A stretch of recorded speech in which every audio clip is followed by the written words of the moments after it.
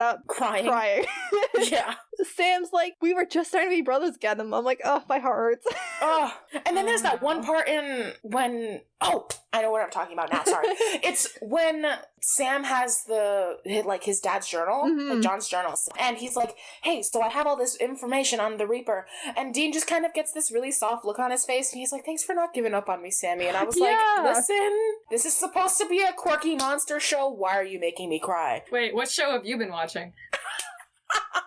No, you're so right. That's what Sam needed to hear in Faith. Because, like, I don't know if you remember in Faith, like, the doctor's like, there's nothing more we can do. And, like, he'll probably die in, like, the next couple weeks. And like, Sam went home and didn't sleep for he went back to the motel and he didn't sleep, didn't talk to, even though Dean's dying, he didn't spend any time with Dean for 3 days because he was like, I'm gonna find something, like, yeah. For 3 days, like, I'm just gonna call every single person we've ever even met, like. It kills me when people say that Sam's not as good a brother as Dean is, because he is. They both are. It's just like, I will go ape shit right now. He is. Sam's whole thing, like, the times that, like, Sam's, like, perceived as, like, not as good a brother, it's not that he's not as good of a brother, it's that Sam values bodily autonomy so much. Yeah. And, like, he doesn't want to take that away from Dean. Like, there's always a point where he's like, okay, I could do this really insane thing. But it would be taking away something that both Dean and I feel is important. Yeah. How, like, at some point, like, you bring someone back and, like, you're taking away more than you're giving. But, all of these scenes made me soft and sad. The end of this episode really hits you a little bit. Yeah. I mean, like, at no point do I feel sorry for John Winchester or do I like him, but the end of the episode hits you just a tad. Yeah. Tessa and Dean are still, like, negotiating, and she's like, bro, you're not special, like, you're meant to be dead right now, and Dean's, like, still cracking jokes, which Tessa is, like, at least nice enough to, like, acknowledge that Dean's cute and funny.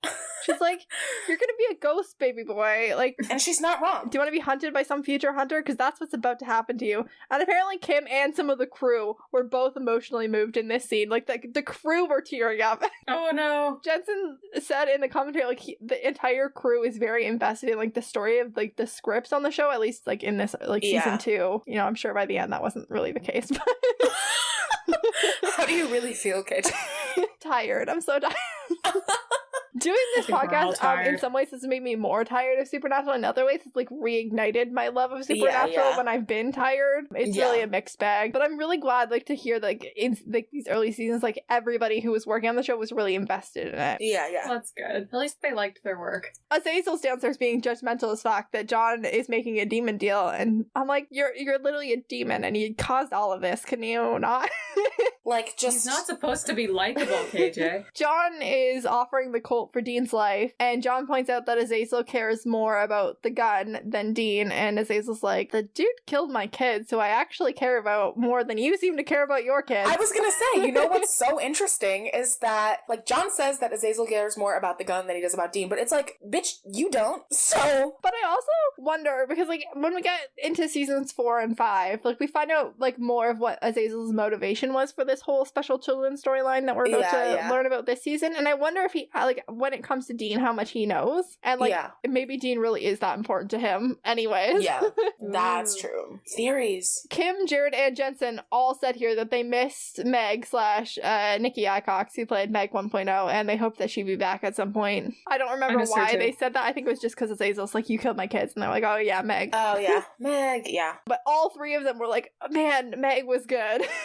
Meg 2.0 is everything, though. Oh, I love Meg 2.0 as Rachel well. Miner, I love her. Yes, absolutely. I agree. Azazel makes a point to say that Sam's not much of a threat either, of course, and John admits that he does know something about Sam and the other children, and has for a while, and has chosen to keep Sam and Dee in the dark about it. Yeah, because he's a serial liar. John Winchester is a serial liar, and I hate him. Also, he's just, like, like, not even just, like, a bad father, but, like, just, like, not good at managing people at all. Like, I've said this about Sam so many times, like, so many of the times that Sam and John butt heads, like, if John just explained why he wants Sam to do something, Sam would have no problem doing it. Like, Sam just wants to know why, like, know what the reason is. And, like, if you just, John like, doesn't like communicating. If you just John talk to them, you'd save time. I can't. Azazel promises to give John the chance to see Dean's all right with his own eyes in exchange for the Colt and John's life. Dean makes up his mind, but we don't hear what he decides to do in regards to whether or not he's going to go with Tessa. He makes a decision. We don't know what it is. I wish we knew. Yeah. And then Azazel possesses Tessa and needs him back into his own body. And he basically... Yeets him back into his own body. So true of him. Yeets has become one of my favorite words. Okay, I'm into It's it. so expressive. It is. Dean basically heals everything internal, but he still has a cut on his forehead. I'm fine To with look that. sexy. Dean doesn't really remember anything, but he's got like a bad feeling that something was really wrong. Yeah, yeah. And again, this is when we have that scene where Lindsay cannot find Jensen's forehead. Yeah. It's so cute, though, the bloopers, though, where Jensen is just kind of guiding her hand. You'll know for next time. Because it's such a serious scene, too, so it must have just been so hard for both of them to just make it work, you know? John calls Dean dude when he comes in, and like, I mean, Sam and Dean call each other that sometimes, and like throw that term around, so like it makes sense that John would use it, but I don't like John using the term dude. It feels unnatural. John doesn't get to use any affectionate nicknames for his sons. That's not allowed. Yeah, it feels like too familiar, even though like they're literally his kids, and they don't know any other people. It feels like a slap in the face from him. Sam's like, where the fuck were you, Dad? And John's like, I had stuff to do. Like, too bad for me that my problematic monster wasn't the one, like, child wasn't the one on death's door. I had to sell my soul for the good child, and this damaged one won't shut the hell up. I was doing sinister things in the basement. No, because, and then when Sam is making these valid points about, like, hey, you were gone, and bad things were happening, and we needed you, and you weren't here, and then John is just like, why are we fighting? Okay, literally. And it's like, I get it's supposed to be an emotional moment, but also, my brain that's been to therapy for most of my life is like, that's just classic manipulator abuse behavior. Literally. Like, to do something wrong and then be like, oh, that's, like, why are we even fighting? Like, why are we doing this right now? Real. Like, I fucking hate Many John valid Winchester. reasons. Literally, Dean's laying there like, don't fight, I just almost died. And John's like, half the time we fight, I don't know what we're fighting about. And I'm like, dude, go to therapy. I know exactly what you're fighting about. Like, I can help you find out. Sam's only like real desire in life at the moment is to kill the demon, which is the exact same thing that you want. Like, it should not be that hard to get along with Sam right now. You want the exact same things, which is to keep Dean alive and to kill the demon. Like, those are your only two goals that either of you have. How are you not getting along? It's because you're a dick. Yeah. And then something happens here with Dean and to the whole family, because John says, I've made a lot of mistakes, but I did the best I could, which is a line we're going to hear from the boys too many times in regards to John. I wish I could never hear Dad did the best he could ever again. Did not do the best he could. John Winchester did the best that he wanted to do. That is my opinion. Oh, I like that. That's Thank so you. much better, because he was capable of more. And I don't know why we see, even though John is really talking directly to Sam, we're seeing Dean's face and not Sam's in this exchange. And Dean immediately, it's the same thing as before when Sam was like, hey, like, do you know anything about the special tool? And John was like, no. And Dean was in the corner like, well, that's bullshit. Dean is like, something's happening, something's not right immediately, because John's being too like apologetic. Like, yeah. I think Dean like immediately knows, at least on some level, what's about to happen. Sam also was like, this is kind of sketchy. These are some sketch vibes. He's like, you don't want to fight with me? Are you okay? And John's like, yeah, I'm fine. I'm just tired. How about you go get me a coffee so I can have a minute with my not monstrous kid? Okay, thanks. Cool. Bye. Not even like an I love you. Sam's just like, fucking whatever, man. I can't. And it sucks because, like, of all the things that you could do, because, like, John at this point knows that it's the last time that he's going to talk to Sam, like, as far as we know. Yeah. And his literally last thing is to be like, all of your angry feelings towards me are invalid. Go get me a cup of coffee. Yeah. And I'm mad about that. No, literally. Sam, like, looks at Dean before he, like, agrees to go get the coffee. He's, like, checking. He's like, are we both having this conversation? Like, are you hearing what I'm hearing? Yeah. Jared said he wanted to give Sam, like, a last moment with their dad because he obviously, like, Jared knew what happens. But Kim Manners was like, Sam doesn't know what happens. It's actually more heartbreaking for Sam as a character that he doesn't get this last moment or any reconciliation or closure or anything. Sam's trauma. We don't talk about Sam's trauma.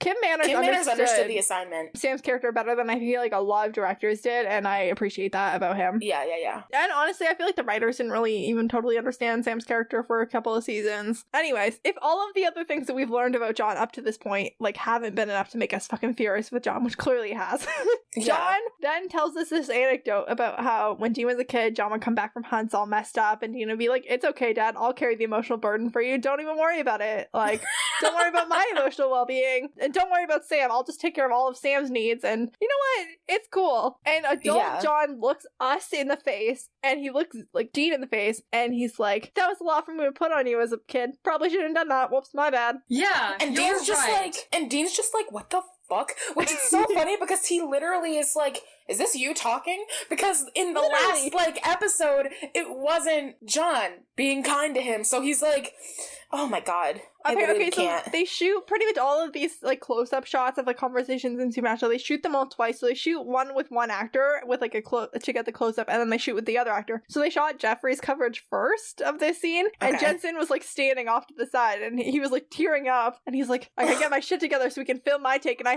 gotta be emotional for my own take. He was losing it on Jeffrey's take. Oh, wow. This is such an emotional episode. It really was. Oh my god. It's a good way to start a season. It is. I could maybe accept the fact that John goes out on, like, an apology here if John didn't follow up his apology for being a shitty parent by being a shittier parent. Like, that was another thing I was gonna say. Sorry, I'm getting amped up again. But that was another thing I was gonna say is because for like half a second my brain was like, well, at least Dean had that nice moment with his dad. But he ruins it. He literally ruins it. He immediately ruins it because now that I know what he says in Dean's ear, my brain is like, this was not, like, Dean is immediately like, this is, like, because Dean looks understandably like, what the hell? Yeah. Like, horrified. And I remember watching it for the first time being like, I don't even know. Maybe he just said I love you or something. And then now that I know what he said, I'm like, I literally can't. So much worse. It's so much worse. Ruins it. Ruins the moment for Dean. Because, like, Dean can't even have that one moment with fuck John Winchester. I don't think we've said that enough this episode.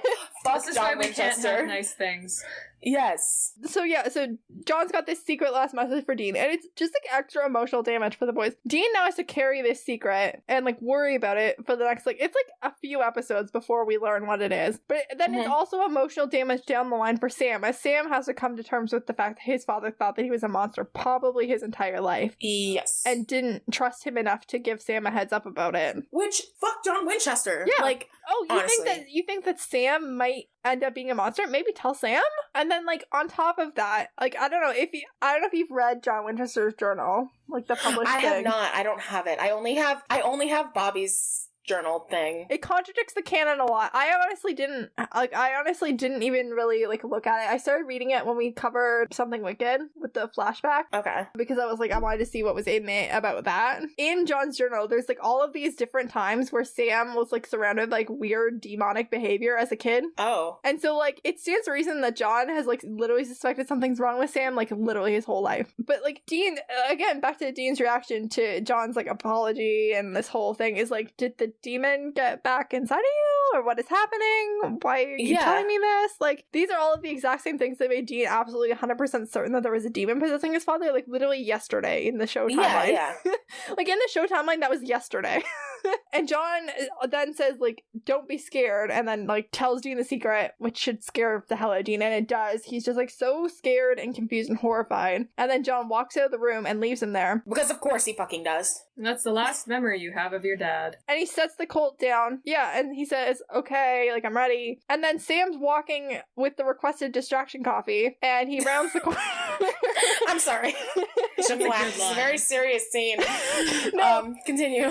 And he, like, comes around the corner, and John is, like, laying there dead, and we're supposed to feel bad, but I'm just like, oh, relief.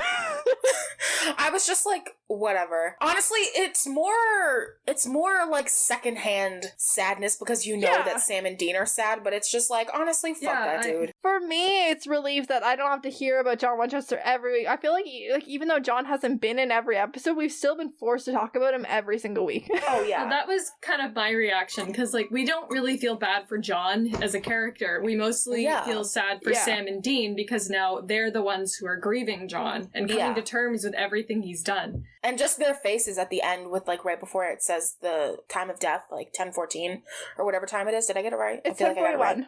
You were really close. Damn. Oh, I would have been so proud if I got that right.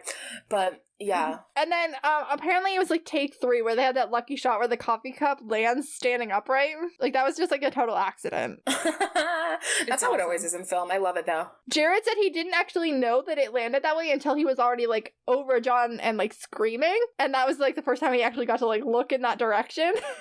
What's so funny is that means that while Jared is giving that amazing performance of him screaming over his father's dead body, his internal monologue is, hey, the holy cup landed. Shit, I dropped that.